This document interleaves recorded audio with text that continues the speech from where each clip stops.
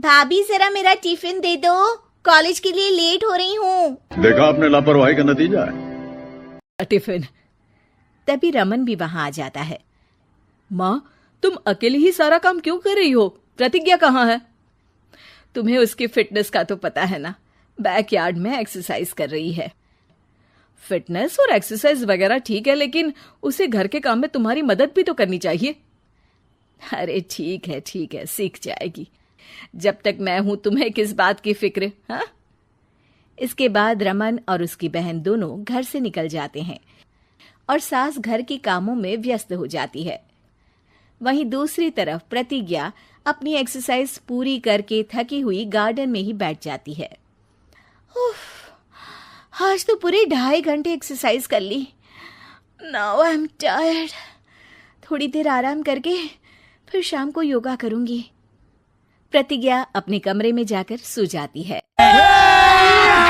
अभी मजा आएगा ना भिड़ो। रमन और रेखा भी घर वापस आ जाते हैं, पर प्रतिज्ञा अभी तक कमरे से बाहर नहीं निकलती, जिस पर एक बार फिर अपनी माँ को अकेले काम करते हुए देखकर रमन उनसे कहता है, माँ, तुम हर समय अकेले काम में लगी रहती हो। आखिर प्रतिज्ञा पूरा दिन करती क्या है? बेटा, वो थक कर आराम कर रही है, आ जाएगी। तुम हाथ मुंह धोकर डिनर करने आ जाओ। रमन बिना कुछ बोले वहां से चला जाता है। थोड़ी देर बाद वो सब डिनर करने बैठते हैं। तभी प्रतिज्ञा भी वहां आ जाती है और डिनर में बने खाने को देखकर बोलती है, मम्मी, ये क्या? सब कुछ तला भुना बनाया है। ऐसा खाना आप सब और मेरी हेल्थ के लिए कितना खराब है। प्रतिज्ञा, तुम खुद कभी माँ की मदद करती नहीं और ऊपर से खाने में नुक्स निकाल रही हो। अरे बहू, हम सबकी हेल्थ के बारे में ही तो सोच रही है। बहू, मुझे ना वो डाइट वाला और बिना घी तेल का खाना बनाना आता नहीं। कुछ नहीं होता मम्मी, वो भाभी बना लेगी। आखिर इतनी फिटनेस फ्रीक है, डाइट फूड बनाना भी जरूर आता होगा। वो सब डिनर करके सोने चले जाते हैं। अगली सुबह फिर हमेशा की तरह प्रतिज्ञा अपनी एक्सरसाइज और योगा करने लगती है और उसकी सास घर का सारा काम, जिसे करते हुए अचानक उनकी तबीयत खराब हो जाती है और सीने में दर्द शुरू हो जाता है। मर गई बहू। रमन, अरे कोई तो सुनो। और इसी बीच वे बेहोश हो जाती हैं। सास की आवाज सुनकर प्रतिज्ञा और उसका पति भागते हुए रसोई में आते हैं, जिसके बाद उन्हें लेकर अस्पताल जाते हैं। डॉक्टर प्रतिभा की सास का चेकअप करके कहते हैं, अरे इनका कोलेस्ट्रॉल लेवल तो बहुत हाई है और दिल भी कमजोर होता जा रहा है। इनका लाइफस्टाइल और खाने पीने की आदत बदलनी होगी। सिर्फ light and non oily food ही खाना है और कुछ समय तक पूरा रेस्ट, साथ में कुछ एक्सरसाइज या योगा करे तो अच्छा रहेगा। पूरी जांच के बाद डॉक्टर उन्हें घर भेज देते हैं। अब घर का सारा काम प्रतिज्ञा को करना पड़ता है, जिससे वो अपनी सास के साथ पूरे घर को डाइट फूड खिलाना शुरू कर देती है। प्रतिज्ञा, ये क्या बेस्वाद और फीका खाना है, मैं ये सब नहीं खाने वाला।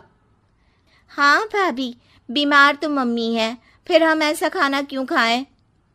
प्रतिज्ञा किसी की बात पर कोई ध्यान दिए बिना सास को बढ़िया एक्सरसाइज कराने के साथ कुछ ना कुछ गड़बड़ करते हुए घर का काम करती रहती है।